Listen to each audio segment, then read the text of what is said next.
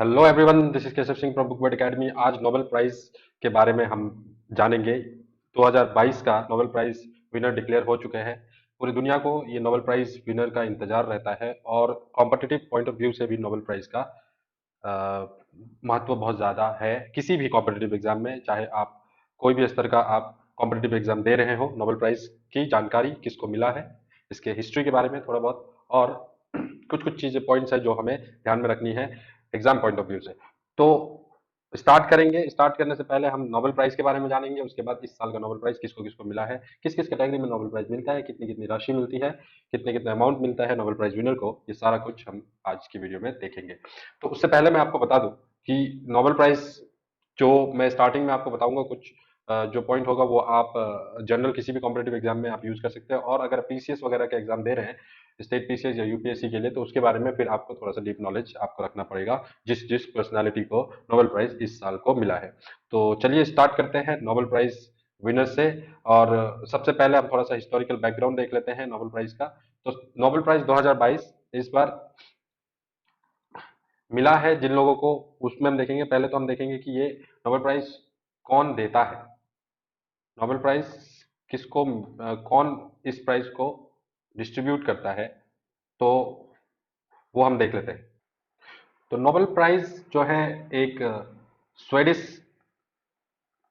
Engineer और chemist आप कह सकते हैं, केमिस्ट इंजीनियर, जिनका नाम था अल्फ्रेड नोबेल, जिनको आप बहुत अच्छी तरीके से जानते होंगे, जिन्होंने डायनामाइट की डिस्कवरी की थी।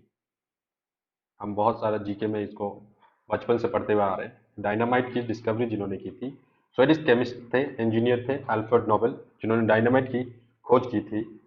उन 1896 में उनकी डेथ के बाद स्वीडन जो कंट्री है, उनकी याद में प्राइज डिस्ट्रीब्यूशन करती है, जो 1991 से। तो नोबेल प्राइज की शुरुआत कब हुई? After death of Alfred Nobel. उन्हीं के नाम पे नोबेल प्राइज रखा गया। तो स्टार्टिंग, मतलब फर्स्ट टाइम 1901 में स्टार्ट किया गया नोबेल प्राइज डिस्ट्रीब्यूट करना। और ये आपके पास जो कैटेगरी है, नोबेल प्राइज की जो कैटेगरी है, वो सारे कैटेगरी में नहीं, इसको दिया जाता है। देखिए, साइंस में फिजिक्स,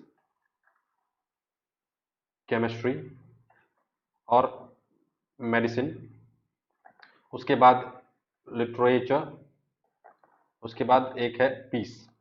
ये बहुत इंपॉर्टेंट है ये जानना कि किस किस कैटेगरी में मिलता है। और ये सर्वोत्तम, मतलब इससे ऊपर कोई अवार्ड नहीं है इस सेक्टर में। तो सारा सेक्टर इसमें कवर नहीं होता। और एक और सेक्टर है जो कि इकोनॉमिक्स, ये भी हमने नहीं भूलना चाहिए। ये ये 6 कैटेगरी है जिसपे नोबेल प्राइज डिस्ट्रीब्यूट होता है। ठीक। तो यहां पे सबको याद रखो कि पीस को छोड़कर स्वेडिश एकेडमी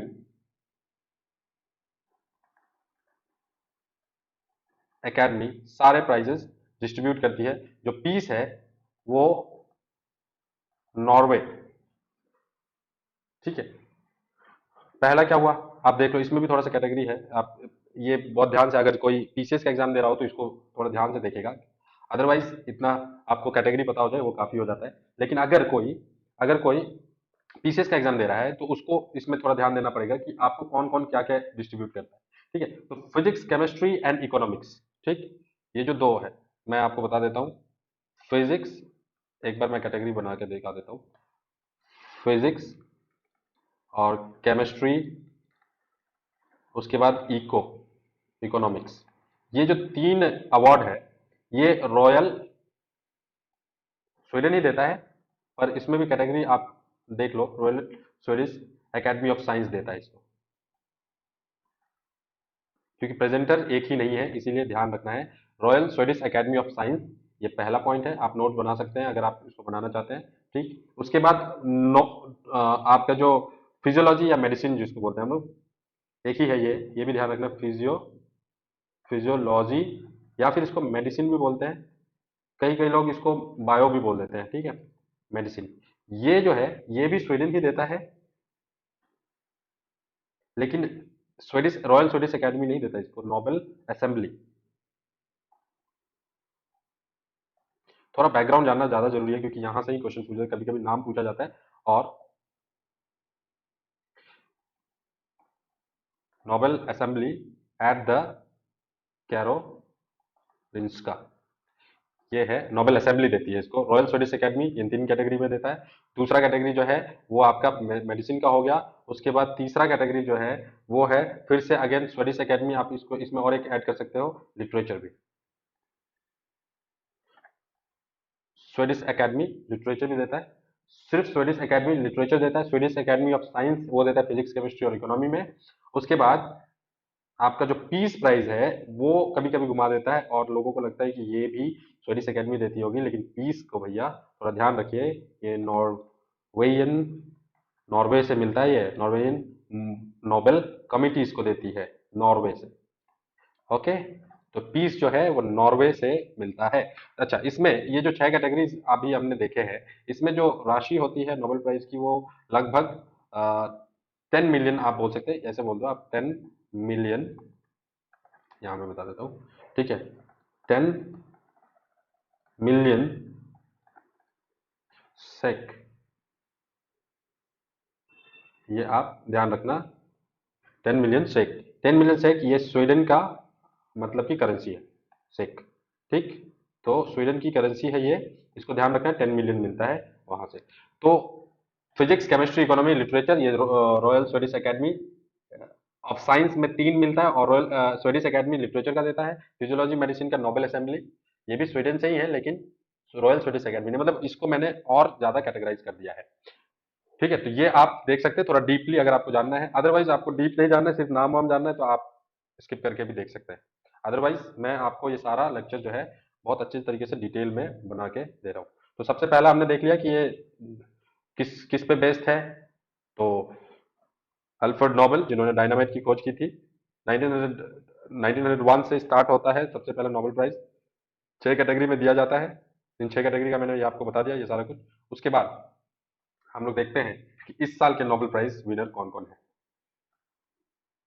तो सबसे पहला जो नोबेल प्राइज विनर है वो, देखिए बहुत चालाकी से इस बार जो नोबेल प्राइज पीस प्राइज जो है ना वो यूक्रेन वॉर पे,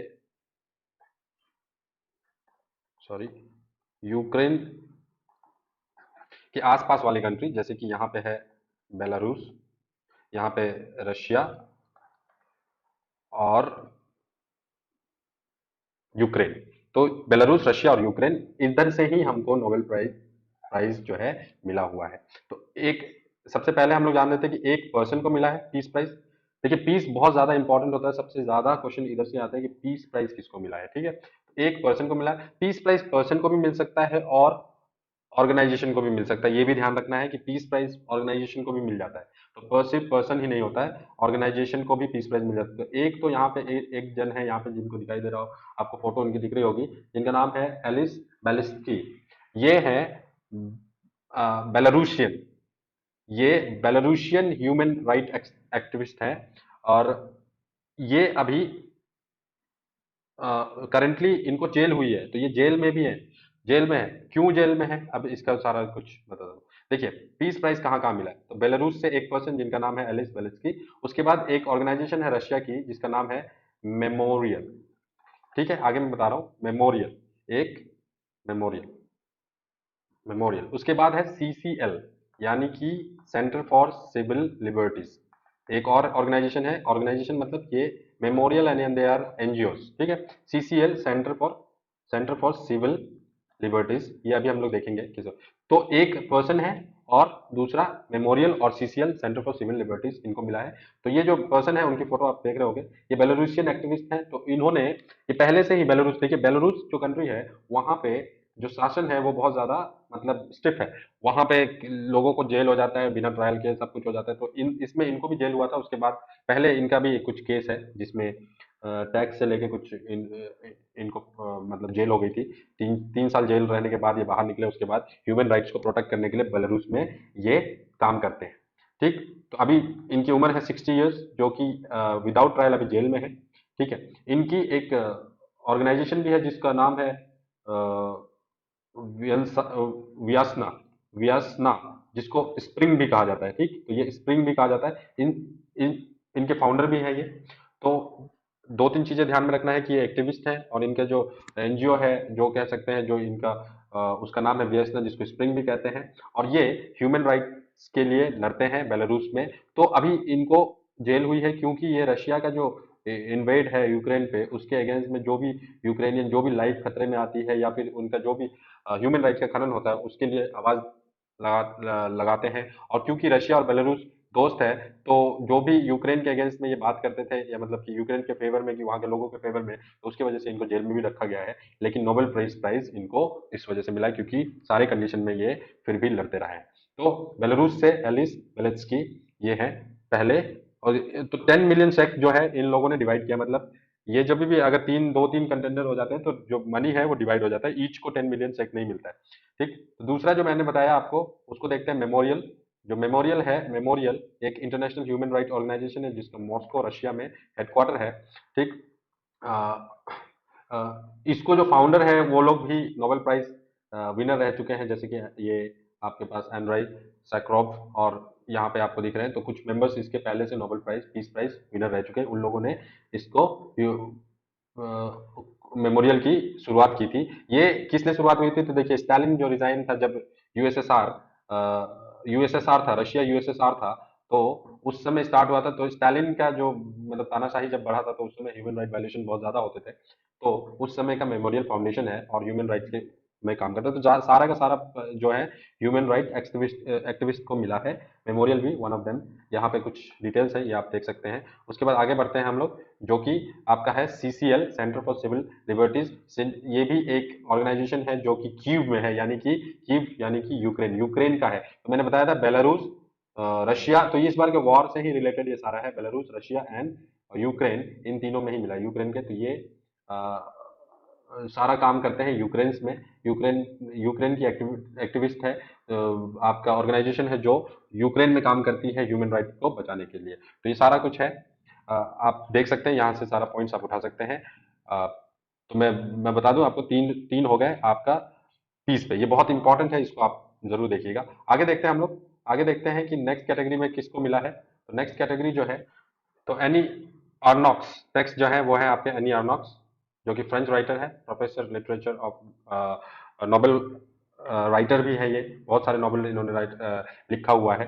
ठीक, तो इनके नोबेल जो है बेसिकली होता है वुमेन्स पे, यानी कि वुमेन के एम्पावरमेंट पे, यानी कि वुमेन की स्थिति पे। एम्पावरमेंट नहीं कह सकते हम, स्थिति पे, मतलब वो किस तरीके से मेल डोमिनेटेड वर्ल्ड में किस तरीके से अपनी जगह को बना रही है। तो इस पे बहुत सारी बुक्स इन्होंने लिखी है।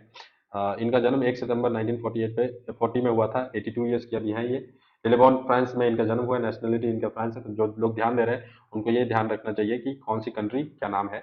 और देखिए, नोबेल जो ये आपका जो लिटरेचर में मिलता है, वो सिर्फ एक लिटरेचर के लिए नहीं मिलता है, यानी एक बुक के लिए नहीं मिलता है। तो उसमें आप बहुत सारी बुक्स का, मतलब एक पूरा उनका जर्नी का जितने बुक्स हैं, वो सारा चीज को देख के ये प्राइज मिलता है। तो यहाँ पे देखिए, इनकी बहुत सारी बुक्स हैं, जो कि फेमस बुक के कुछ लिस्ट है यहाँ पे। ए गर्ल स्टोरी हैपनिंग्स, आपका simple person year, la place, a woman story, ये सारा कुछ है। ये बुक्स जो है इन्होंने लिखी हुई है। तो इसके लिए, और बेसिकली ये बायोग्राफीज लिखती हैं अपनी, मतलब इनके साथ जो कुछ हुआ है उससे ही रिलेट करके सारा कुछ लिखती है, ऑटोबायोग्राफी ज्यादातर लिखती है। ठीक है, और सोशियोलॉजी, मतलब किस तरीके से वुमेन्स की जो लाइफ, जो उनकी घटना है, उसको किस तरीके से वो पूरे वुमेन जेंडर से रिलेट करती है, उस पे इनको ये प्राइज मिला है। तो एनी को आपका इस बार का लिटरेचर का, एनी अर्नॉक जो कि फ्रेंच राइटर है, उनको इस बार का लिटरेचर का अवार्ड मिला है। आगे देखते हैं, आगे देखते हैं। अब देखते हैं हम लोग नोबेल प्राइज जो कि फिजिक्स में दिया गया है। तो ये तीन लोगों में बटा है नोबेल प्राइज। एक ही एक्सपेरिमेंट तीनों कर रहे थे और एक ही चीज पे कर रहे थे, यानी कि क्वांटम क्वांटम टेक, और इसको हम लोग बोलते हैं क्वांटम एंटेंगलमेंट। अब ये क्या है, ये हम अभी डिस्कस करेंगे। पहले हम देख लेते हैं कि मिला किसको। एलन एस्पेक्ट, जो कि फ्रांस से है, ये इनको वुल्फ प्राइज फॉर फिजिक्स मिल चुका है। वुल्फ प्राइज जो है ये इसराइल देता है, इसराइल देता है।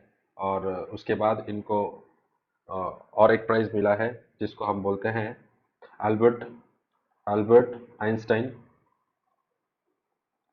आइंस्टाइन मेडल, ये मिल चुका है। उसके बाद नोबेल प्राइज 2022 में मिला। तो थोड़ा सा ध्यान रखना है कि इन लोगों को और कौन से प्राइज मिले हैं। उसी तरीके से एल्टन जिंगर को जिलिंगर को उनको भी मिल चुका है वुल्फ प्राइज। उसके बाद वुल्फ प्राइज उनको भी मिला हुआ है। उसके बाद उनको मिला आइजैक न्यूटन मेडल। उसके बाद फिर नोबेल प्राइज 2022 में मिला।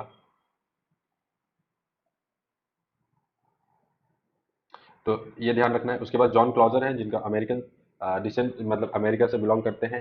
ये क्वेश्चन है। ये एल्टन जिंगर या Alan Aspect John Clauser America से बिलोंग करते हैं। इनको इनको भी वुल्फ मेडल मिला हुआ है। तो देखिए तीनों को वुल्फ मेडल मिला हुआ है, मतलब इनका काम बहुत पहले से रिकॉग्नाइज किया जा रहा है। इसराइल बहुत पहले से इनका काम रिकॉग्नाइज कर रहा था। उसके बाद नोबेल प्राइज 2022 में मिला। तो ये तो हो गया कि इन लोगों कौन से लोग हैं जिनको नोबेल प्राइज मिला, कौन से साइंटिस्ट हैं जिनको नोबेल प्राइज मिला है, और इनका जो फील्ड है, फील्ड ऑफ वर्क, वो है मतलब टॉपिक क्वांटम एंटेंगलमेंट। ये अब आपको देखना होगा क्वांटम एंटेंगलमेंट क्या होता है। उसको अगर थोड़ा सा देखें, क्योंकि अच्छा अगर आप कोई पीसीएस लेवल के एग्जाम नहीं दे रहे हैं तो फिर आपको इतना जानना काफ़ी है। अदरवाइज आप अगर आप पीसीएस लेवल का कोई एग्जामिनेशन दे रहे हैं तो थोड़ा बहुत इनका फील्ड के बारे में भी जान लेना जरूरी है कि क्वांटम एंटेंगलमेंट एक्चुअली में क्या होता है। तो बहुत ही सिंपल सा, मैं ज़्यादा इसमें नहीं जाऊँगा क्योंकि ये बहुत बड़ा टॉपिक नहीं होगा। बस मैं आपको थोड़ा सा बता देता हूँ कि क्वांटम एंटेंगलमेंट क्या होता है। एंटेंगलमेंट मतलब एक तरीके से आप एंगेजमेंट बोल सकते हैं, और क्वांटम आप समझिए कि क्वांटम जैसे फिजिक्स, दो तरीके का फिजिक्स पढ़ते हैं हम लोग। एक होता है मैकेनिकल मैकेनिक्स पढ़ते हैं हम फिजिक्स, यानी कि ऑब्जेक्ट पार्टिकल का, ठीक है, जिसको हम क्लासिकल फिजिक्स कहते हैं। एक होता है क्वांटम फिजिक्स। एक हो गया क्लासिकल फिजिक्स, क्लासिकल, और दूसरा हो गया क्वांटम फिजिक्स। क्वांटम फिजिक्स में हम लोग क्या करते हैं, हम लोग बिल्कुल छोटे पार्टिकल यानी कि सब एटॉमिक पार्टिकल को के बिहेवियर को हम लोग पढ़ते हैं। तो बेसिकली इलेक्ट्रॉन प्रोटॉन के बारे में हम लोग पढ़ते हैं, उसमें उनके बिहेवियर के बारे में पढ़ते हैं। अब ये क्वांटम इंटेग्रलमेंट क्या है, उससे पहले मैं एक चीज बता दूं। क्लासिकल फिजिक्स में आइंस्टाइन एक साइंटिस्ट थे, आइंस्टाइन, अल्बर्ट आइंस्टाइन। उन्होंने एक इक्वेशन दिया था, E is equal to M C square. E is equal to M C square, जिसको हम थ्योरी ऑफ रिलेटिविटी भी कहते हैं। तो थ्योरी ऑफ रिलेटिविटी आइंस्टाइन के द्वारा खोजा हुआ सबसे इंपॉर्टेंट एक एस्पेक्ट है, जो साइंस की दुनिया में एक तहलका लेके आया था। अब इसमें क्या है कि कोई भी, इसके हिसाब से मैं बता देता हूँ आज का जो नोबेल, अभी जो नोबेल का हम लोग पढ़ रहे हैं उसमें क्या असर पड़ा है। तो आइंस्टाइन ने कहा था कि कोई भी इंफॉर्मेशन इंफॉर्मेशन जो है वो लाइट के स्पीड, मतलब लाइट के स्पीड से ज्यादा नहीं हो सकती। ठीक है, इंफॉर्मेशन ट्रैवल नहीं कर सकती है more than speed of light, क्योंकि speed of light is the optimum, सबसे ज्यादा दुनिया में किसी चीज की स्पीड है तो वो है लाइट की, जिसको हम लोग मानते हैं कि 3 लाख मीटर पर सेकेंड इसकी लाइट की स्पीड होती है। तो इसका मतलब डाटा जो ट्रांसफर हो सकता है या इंफॉर्मेशन जो ट्रांसफर हो सकता है वो मैक्सिमम इससे ज्यादा नहीं हो सकता है। जो कि एंटेंगलमेंट, क्वांटम एंटेंगलमेंट ने इसको थोड़ा बहुत, मतलब अभी हम लोग पूरी तरीके से खारिज कर दिया ऐसा नहीं कहते, क्योंकि कुछ साइंटिस्ट बोलते हैं कि स्पीड ऑफ लाइट का कंसेप्ट अलग है और एंटेंगलमेंट का कंसेप्ट अलग है, पर हम लोग ऊपर ऊपर समझने की कोशिश करते हैं कि हम लोग क्या समझते हैं। ठीक है, क्वांटम एंगलमेंट होता है कि अगर कभी भी दो पार्टिकल, दो सब एटॉमिक पार्टिकल की बात कर रहा हूँ, वो कभी भी अगर एक दूसरे के नजदीक आई हो और उसके बाद फिर उसका डिस्टेंस आप बढ़ाते हुए कितना भी कर लो, इरेस्पेक्टिव ऑफ डिस्टेंस कर लो, अगर कभी भी वो एक दूसरे के क्लोज आई हो, उसके बाद चाहे आप उसको कितनी भी दूर कर लो, मतलब दुनिया के एक कोने से दूसरे कोने में रख दो या फिर यूनिवर्स के एक कोने से दूसरे कोने में रख दो, कहीं पे भी आप रख दो, इनके बीच में इंफॉर्मेशन शेयर हो सकता है।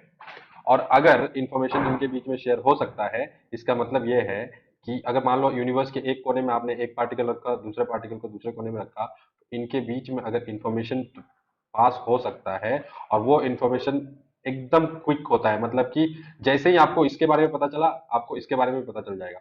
तो ऐसा इंफॉर्मेशन अगर हम लोग पता कर लेते हैं तो ये लाइट के स्पीड से ज्यादा हो रहा है, क्योंकि जैसे यहां पता चला तो आपको इस पार्टिकल ए के बारे में जैसे ही पता चला तो पार्टिकल बी के बारे में भी आपको पता चल जाएगा।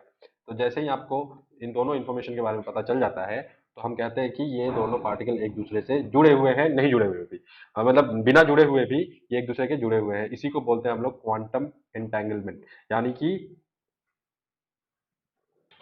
यानी कि इंफॉर्मेशन बहुत जल्दी ट्रैवल कर सकती है। तो इसी में खोज में अब आप और डिटेल में जाओगे तो पता चलेगा कि कैसे क्या हो रहा है, पर आप इतना समझ सकते हो एंटेंगलमेंट का मतलब क्या है कि दो पार्टिकल कभी भी क्लोज आई हो और बाद में उसके डिस्टेंस कुछ भी कर दीजिए, आप दोनों के बारे में इंफॉर्मेशन पता कर सकते हैं। तो इससे क्या हो सकता है, इससे हो सकता है क्वांटम कंप्यूटिंग आसान, मतलब डाटा ट्रांसफर मतलब अपनी सोच से भी ज्यादा तेजी से किया जा सकता है। दूसरा चीज, इसका प्रिंसिपल काम करता है, एक डायरेक्शन देता है जिसको हम लोग बोलते हैं आपका टेलीपोर्टेशन।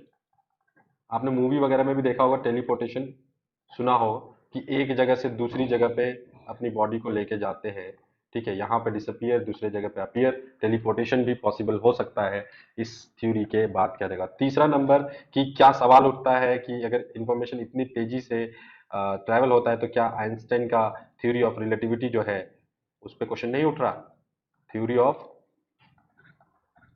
अगर आप लोगों को लगता है कुछ, आप कमेंट में बता सकते हैं रिलेटिविटी पे कोई क्वेश्चन उठ रहा है।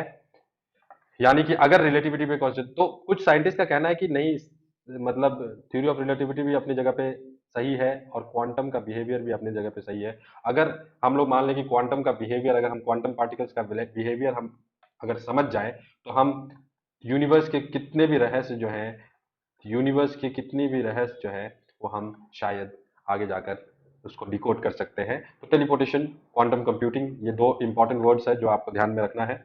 और उसके बाद क्वांटम एंटेंगलमेंट पे ये मिला है। तो फिजिक्स में तीन लोगों को मिला, इन्होंने शेयर किया है नोबेल प्राइज। उसके बाद फिर आगे बढ़ते हैं हम लोग केमिस्ट्री की ओर।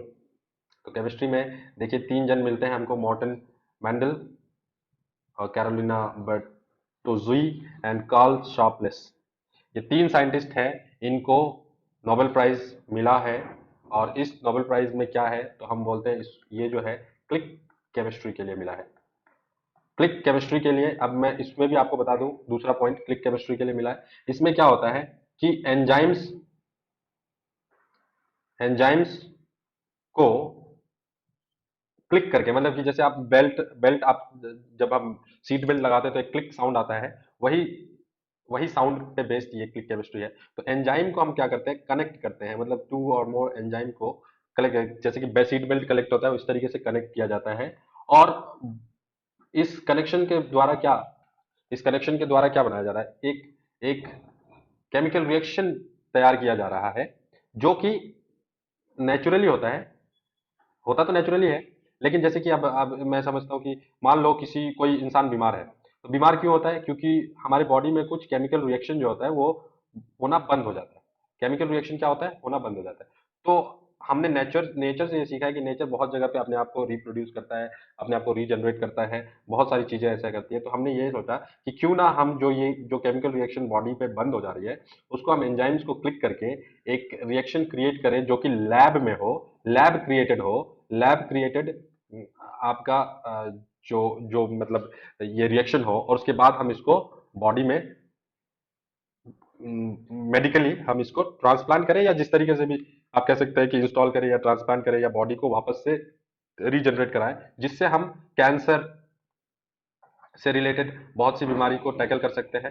कैंसर से रिलेटेड मतलब या तो बहुत बहुत मेजर बीमारी जो है ना, उन सबको हम टैकल कर सकते हैं, क्योंकि केमिकल रिएक्शन आप फिर से शुरुआत करा सकते हो बॉडी में, जो कि होना बंद हो चुका हो। तो ये क्लिक केमिस्ट्री, और भी बहुत सारी जगह पे इसका फायदा होगा। अम, इस तरीके से तो बेसिकली ये किस लिए मिला है, केमिस्ट्री में मिला है, क्लिक केमिस्ट्री में, जिसमें हम क्या करते हैं, एंजाइम्स को हम एक साथ लाने की कोशिश करते हैं, क्लिक करते हैं, और एक अलग सा आपको एंजाइम क्रिएट करते हैं जो कि लैब में किया जाता है। और ये एंजाइम्स के थ्रू हम कुछ केमिकल रिएक्शन तैयार करते हैं, जो कि नेचुरल केमिकल रिएक्शन होता है, जिसको हम एप्लीकेशन इसका क्या हो सकता है ये मैं बता रहा हूँ। एप्लीकेशन इसका ये हो सकता है कि हम इसको ह्यूमन बॉडी में ट्रांसप्लांट करें, यानी कि इस जो जो भी हमने यहाँ पे लैब में क्रिएट किया है उसको हम ह्यूमन बॉडी के साथ मैचअप करें, और हम कल को जाकर बहुत अच्छा कैंसर का ट्रीटमेंट निकाल सकते हैं, या फिर और भी किसी बीमारी का इलाज हम ढूंढ सकते हैं। तो ये एक इम्पॉर्टेंट डिस्कवरी, या आप कह सकते हैं खोज है इन लोगों की, जिसकी वजह से इनको नोबेल पुरस्कार मिला। और इसको क्लिक केमिस्ट्री के साथ हम एक और वर्ड यूज करते हैं, बायो ऑर्थोगोनल ऑर्थोगोनल केमिस्ट्री भी वर्ड यूज करते हैं, तो ये भी ध्यान रखेंगे। बायो ऑर्थोगोनल केमिस्ट्री भी हम इसको कहते हैं। तो बेसिकली अब मैं आपको बता दूं कि जो मॉर्टन है, कैरोलिना है और कार्ल सेपलेस है, ये किस किस कंट्री से बिलोंग करते हैं, ये भी बहुत ज़्यादा इम्पोर्टेंट है। तो आपको जैसे मैं बता दूं कि ये डैनिश है और ये अमेरिकन है और ये भी अमेरिकन है।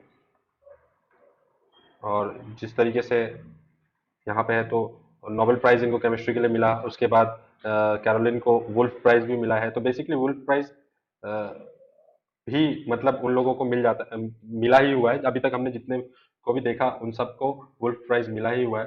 ठीक है। उसके बाद इनको भी केमिस्ट्री में वुल्फ प्राइज मिला है, कार्ल शैपलेस को। उसके बाद अवार्ड्स में आप ध्यान रखो कि वुल्फ प्राइज, क्योंकि कभी कभी पूछ देता है कनेक्शन के लिए, तो वुल्फ प्राइज भी मिला हुआ है। एक ये भी इसराइल का एक बहुत बड़ा अवार्ड होता है, लेकिन क्योंकि Nobel prize is the biggest achievement, किसी के भी लाइफ में सबसे बड़ा अचीवमेंट होता है वो नोबेल प्राइज होता है। ठीक है। तो इनको वुल्फ प्राइज नहीं मिला है, ये ध्यान रखिए। डेनिस को सीधा मिला, तो मिला क्या, नोबेल प्राइज। ठीक। 2022 का नोबेल प्राइज मॉर्टन मेंडल, जो कि डेनिस एक मूल के निवासी हैं, और उसके बाद अमेरिकन, अमेरिकन दोनों अमेरिकन है। तो डेनिश से क्या होता है, डेनमार्क है, ठीक है, कंट्री डेनमार्क, वहाँ के जो लोग होते हैं उनको डेनिश बोलते हैं। ठीक है, जैसे इंडिया में लोग हैं इंडियंस बोलते हैं, वैसे तरीके से। ठीक। तो डेनमार्क से बिलोंग करते हैं, डेनमार्क से बिलोंग करते हैं, तो यहाँ पे है। उसके बाद आखिरी जो साइंटिस्ट हैं जिनका हम अभी तक नोबेल प्राइज मिला है, जो कि मेडिसिन के लिए हम कहते हैं, मेडिसिन के लिए, बेसिकली सेवेंतो सेवेंते पैबो, सेवेंते पैबो, ये जो हैं हमारे अगले नोबेल प्राइज विनर, जो कि सेवेंतो पैबो, जो कि स्वीडिश ही हैं, स्वीडन से ही बिलोंग करते हैं, स्वीडन से ही बिलोंग करते हैं। ये ये बेसिकली इनको मेडिसिन के लिए मिला है, और इनका जो वर्क है वो जीनोम सीक्वेंसिंग करा है इन्होंने नियंदरटाल्स का, नियंदरटाल्स का, जो कि नियंदरटाल्स किसको बोलते हैं, ये देखो, नियंदरटाल जीनोम्स, जो कि बोलते हैं क्लोज एंसेस्टर्स हैं, मतलब क्लोजली रिलेटेड टू होमोसेपियंस। हम जो है होमोसेपियंस में आते हैं। ठीक है। और नियंदरटाल जो है क्लोजेस्ट टू होमोसेपियंस था, जैसे कि पहले हमको मालूम है कि हम लोग सभी लोग किससे, मंकी या एप, आप जो भी कह लो, मंकी से हमने अपनी जीवन की शुरुआत की, और उसके बाद एक पीढ़ी जो है वो मंकी ही रह गया, और एक जो है उसमें तीन डाइवर्जेंस बने, जो कि एक हम होमोसेपियंस कहते हैं, दूसरा है नियंदरटाल्स कहते हैं, और तीसरा जो है एक और शब्द है, और एक है डेनिसोविंस, डेनिसोवंस। यहाँ थोड़ा सा मैं क्लियर से लिख दूं, डेनिसोवंस। ठीक है। तो ये बेसिकली हम लोग देखो अफ्रीका के, अफ्रीका से होमोसेपियंस की शुरुआत हुई है। तो होमोसेपियंस की शुरुआत हुई है अफ्रीका से। अब इसमें जो तीन ब्रांच जो निकला होमोसेपियन, जो कि अभी का हम लोग आते हैं होमोसेपियंस में, और दूसरा है नियंडरटाल्स। नियंडरटाल्स ये भी इंसानों जैसे ही लगते थे देखने में, पर क्लोजली तो होमोसेपियंस टोटल नहीं डेवलप हुए थे। ठीक है। और उसके बाद डेनिसोवंस। तो इन्होंने क्या किया है कि ये जो नियंडरटाल्स है ना, ये यूरोपियन एसेंट के है, मतलब कि यूरोप में पाए जाते थे। उसके डेनिसोवियंस जो है ये एशिया, एशियन, मतलब एक स्पीसीज कह सकते हैं हम, स्पीसीज है। तो क्या हुआ कि जब होमोसेपियंस होमोसेपियंस डेवलप हो गए होंगे, तो होमोसेपियंस और नियंडरथाल्स के बीच में आप कह सकते हैं कि मेटिंग हुई हो, और उससे एक नया स्पीसीज जनरेट हुआ, तो उसमें डीएनए आएगा दोनों का। ठीक है। बेसिकली होमोसेपियंस का ज़्यादा मतलब जो होमोसेपियंस है वो डोमिनेट करते हैं, क्योंकि ये जो मेटिंग है वो बहुत कम, क्रॉस मेटिंग बहुत कम हुई होगी।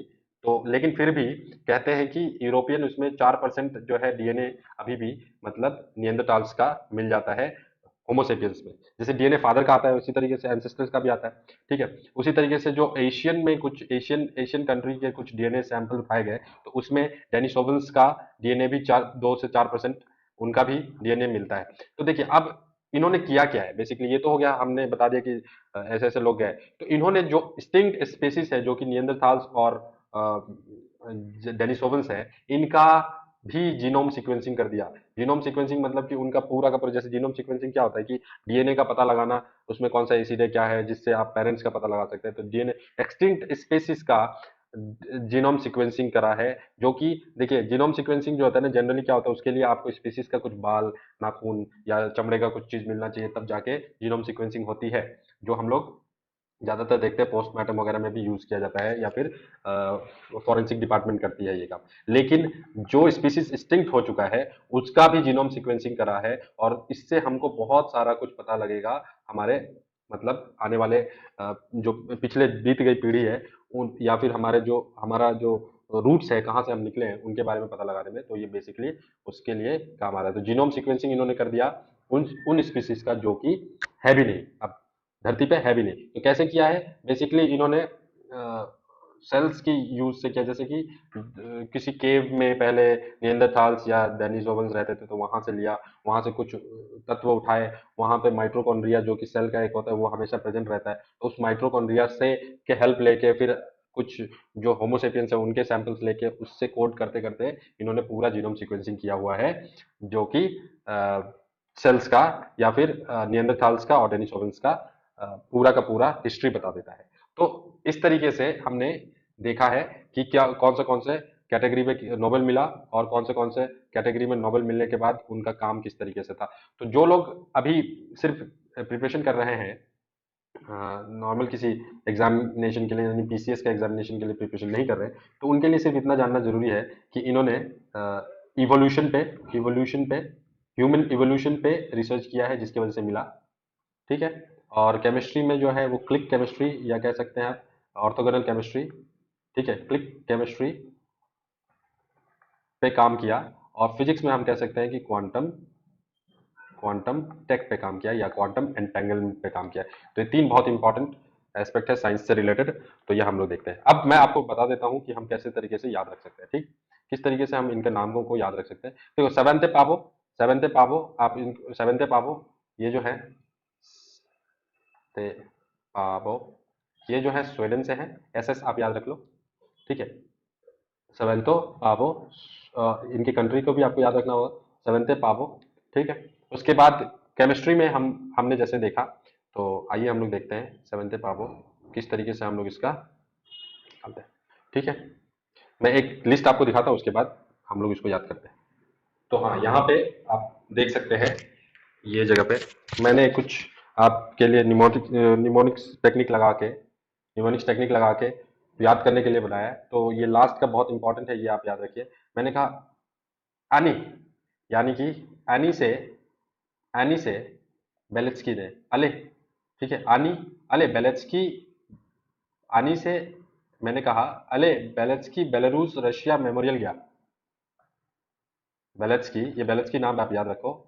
आनी से मैंने कहा अले अले बेलेट्सकी बेलारूस से रशिया मेमोरियल गया, बेलारूस से रशिया मेमोरियल गया, कैंसिल करने यूक्रेन वॉर।